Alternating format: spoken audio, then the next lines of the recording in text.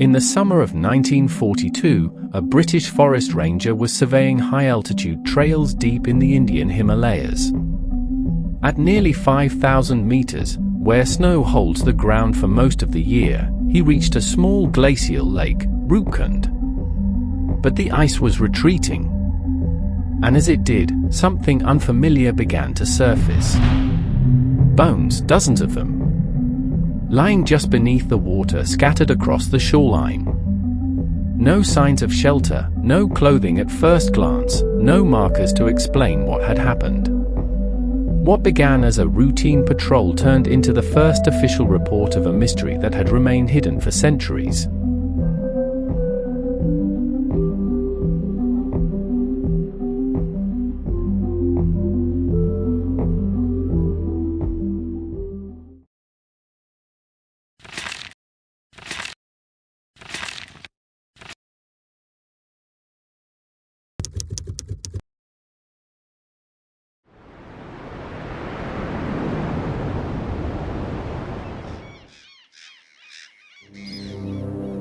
In 1942, a forest ranger named Hari Kishan Madwal was conducting a survey in the high-altitude regions of present-day Uttarakhand. His work led him to a small, partially frozen glacial lake known locally as Roopkund.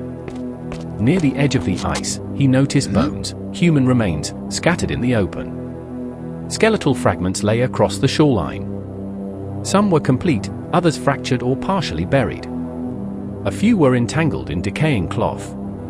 No headstones, no constructed graves, no signs of formal interment. The site was reported to British authorities at the time. Concerns about wartime infiltration prompted a military response. There was speculation that the remains could belong to Japanese soldiers attempting to cross into India. But once the remains were studied, the theory was quickly dismissed. The bones did not belong to modern soldiers. There were no weapons, no standard equipment, and the skeletal condition suggested they had been there far longer than a few years. Further surveys revealed more. The remains included men and women. Some appeared to be older adults, others significantly younger.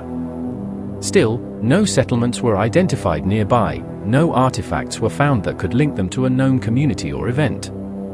At the time, no explanation was offered. The remains were left undisturbed. For decades, the lake and its surroundings remained remote and largely unexamined. The mystery persisted, not because of any absence of evidence, but because of the silence surrounding it.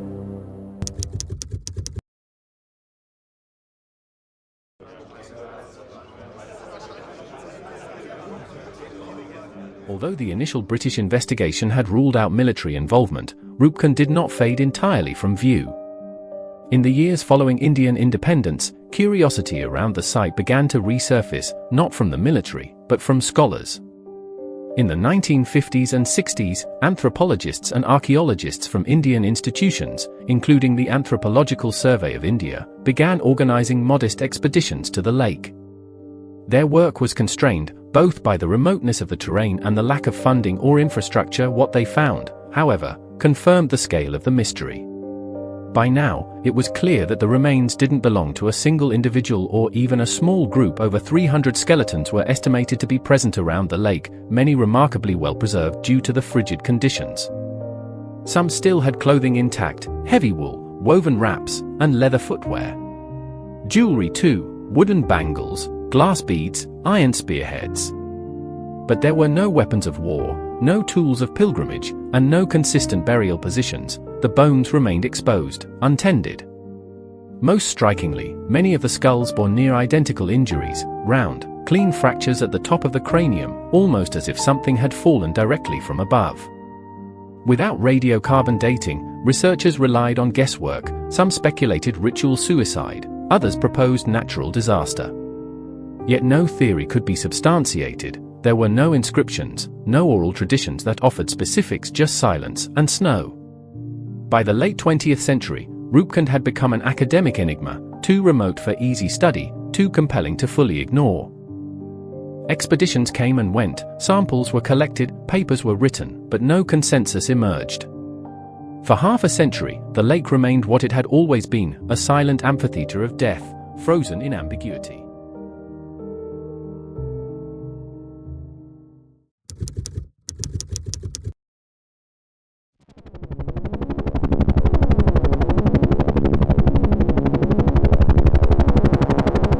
2003, a full-scale expedition led by National Geographic, in collaboration with Indian scientists, returned to Roopkund. This time, the lake wasn't approached as a curiosity, it was treated as a site of forensic significance. Dozens of skeletal samples were recovered and flown out for advanced analysis. For the first time, researchers had access to radiocarbon dating, stable isotope profiling, and DNA sequencing. The results, published over the next several years, unsettled long-standing theories. Radiocarbon dating revealed that the skeletons did not belong to a single event. Instead, they had arrived at the lake in at least two major phases. The first group had perished sometime around the 7th to 10th century CE, over 1,000 years earlier than initially assumed. But a second group was dated to the early 19th century, nearly a millennium later. These two timelines were separated by centuries, yet the remains were intermingled, lying side by side, bone against bone. DNA analysis only deepened the complexity. A 2019 genomic study, led by scientists from India, the US, and Europe, examined 38 individuals in detail. Most of the older group showed South Asian ancestry, likely from various parts of the Indian subcontinent. Their isotope profiles, derived from teeth and bones, suggested they came from lowland regions, not the mountains. But among the second group, several individuals stood out. Their DNA traced back not to South Asia, but to the Eastern Mediterranean, specifically, regions corresponding to modern-day Greece and Crete. These individuals were genetically distinct, with no close relation to any known Himalayan populations. Isotope data confirmed their diets differed as well, more consistent with Mediterranean agricultural societies than South Asian ones. Their clothing and artifacts, however, bore no clear European markings, no maps, no documents, no identifiable gear. Their presence in this high-altitude Indian lake, over 3,000 miles from their genetic homeland, remained completely unexplained. They had died here, but why they had come, and under what circumstances, could not be determined by bone or blood. The lake had given up its physical secrets, age, origin, trauma, but not its purpose.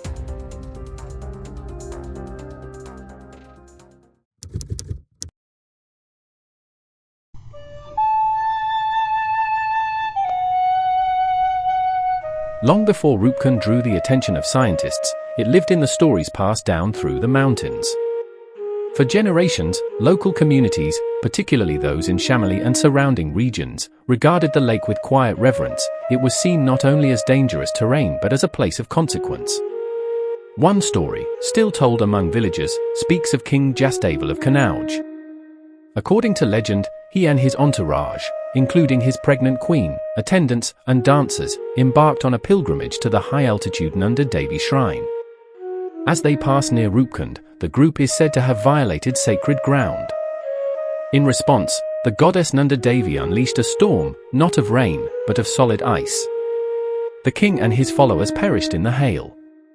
This narrative, known in local oral history as part of the Nanda Jat pilgrimage cycle, reflects a deeper regional consciousness, one in which geography and morality are intertwined.